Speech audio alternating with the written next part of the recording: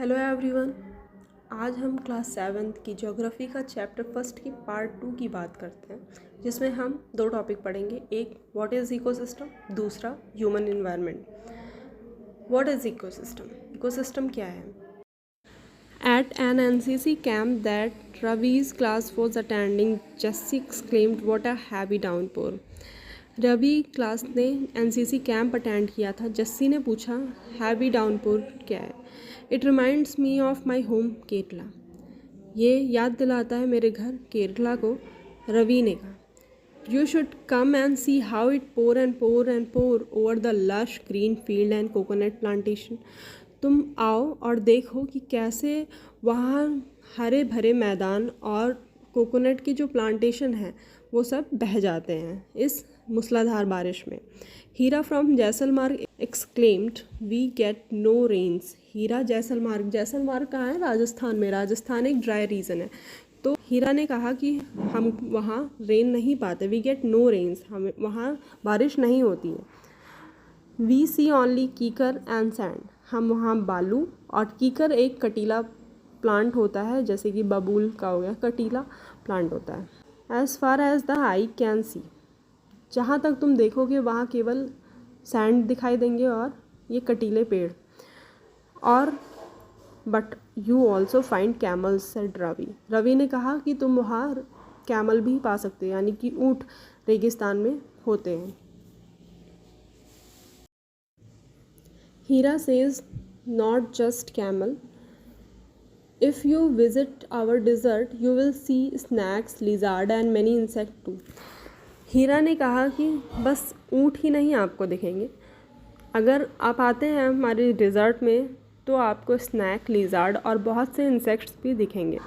Ravi wondered, why do the animals the vegetation and the way people live vary from place to place. Ravi ने पूछा, लोगों के रहने का तरीका, वहाँ की वेजिटेशन, वहाँ का एनवायरनमेंट कैसे डिफरेंट होता है, जगह के हिसाब से कैसे बदलता रहता है। जैसे कि केरला में बारिश हो रही है और राजस्थान में डिज़र्ट है, ठीक है, बहुत गर्मी होती है। तो रवि ने ये क्वेश्चन किया, are they all related to each other, क्या ये सब एक दूसरे से रिलेट करते हैं? Oh yes, very much so, the teacher replied. Teacher ने रिप्लाई किया कि हाँ बिल्कुल, all plants, animals and human being depend on their immediate surrounding. Often they are also interdependent on each other. This relation between the living organism as well as the relation between the organism and their surrounding form an ecosystem. हाँ बिल्कुल, सभी plant और animal जो हैं और human being ये depend हैं अपने इमीडिएट सराउंडिंग में। Often they are also interdependent on each other, मतलब प्लांट, एनिमल, ह्यूमन बीइंग ये सब इंटरडिपेंडेंट है, एक दूसरे पर डिपेंड है। ये रिलेशन लिविंग ऑर्गेनिज्म और relation between organism and their surrounding form an ecosystem. Living organism और ऑर्गेनिज्म के बीच में जो रिलेशन बनता है वही, और उनकी सराउंडिंग में जो रिलेशन बनता है वो क्या है? इकोसिस्टम है। There could be an ecosystem of large rain forest, एक इकोसिस्टम हो सकता है large rain forest, grass land, desert, mountain, lake, river, ocean and even a small pond. इसका भी एक इकोसिस्टम बन सकता है जहाँ रेन फॉरेस्ट हो, ग्रास लैंड हो, desert, mountain, lake, river, ocean हो, चाहे वो एक छोटी सी तालाब ही क्यों ना हो, ये क्या बनाएगा? एक ecosystem. Do you think the park in which Ravi and his friend played form an ecosystem? हाँ बिल्कुल, उस प्ले ग्राउंड को भी आप इकोसिस्टम बोल सकते हैं, क्योंकि वहाँ पे भी living being, non living being, surrounding का इंटरेक्शन है, ठीक है। Human environment, human being interact with the environment and modified according to their need. Human being interact करते हैं जब इन्वायरमेंट के साथ, तो उसे मॉडिफाई कर लेते हैं अपने ज़रूरत के हिसाब से, ठीक है। Early human adopted themselves to the natural surrounding, पहले के ह्यूमन जो थे वो उसी नेचुरल सराउंडिंग में अडॉप्ट हो गए थे जो पहले था। उन्होंने कोई चेंजेस नहीं की थी, उसी अपने हिसाब से वहाँ सेटलमेंट कर लिया था, खाने पीने की व्यवस्था भी वैसे कर ली थी वहाँ नेचुरल इन्वायरमेंट से ही। They lead a simple and fulfilled their requirement, वो बहुत ही सिंपल लाइफ जीते थे और अपनी रिक्वायरमेंट को अपनी नेचुरल सराउंडिंग से पूरी कर लेते थे।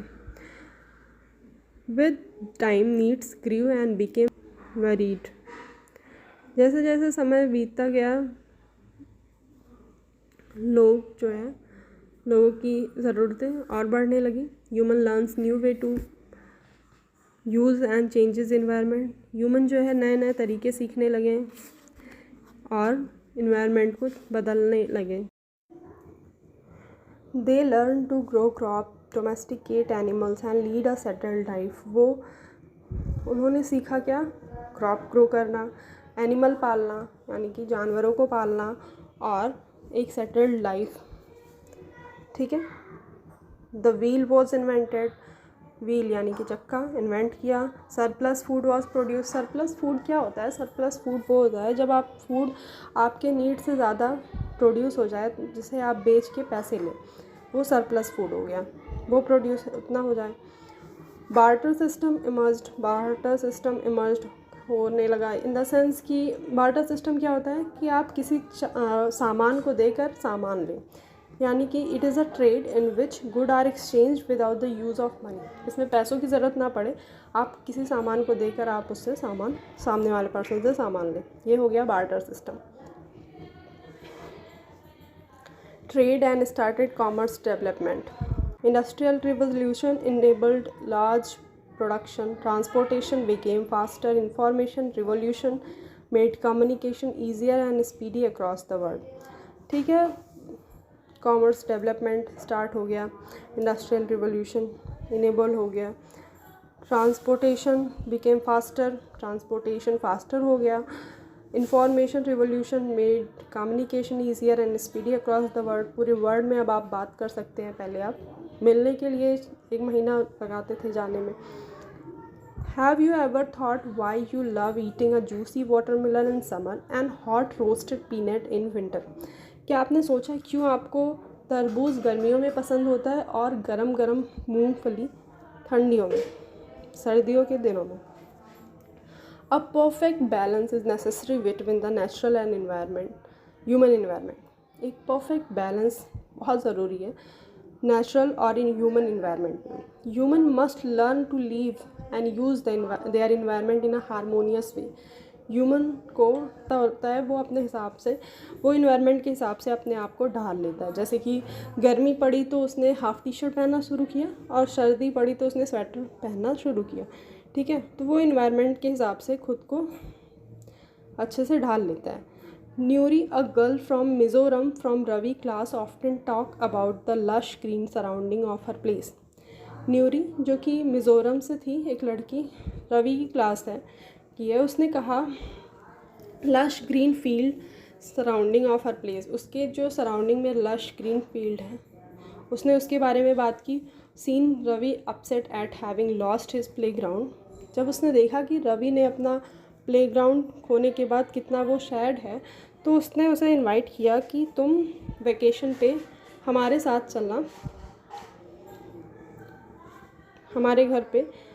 Ravi teachers ask the students to draw the landscape houses and activities of the people and place they visit during the holiday.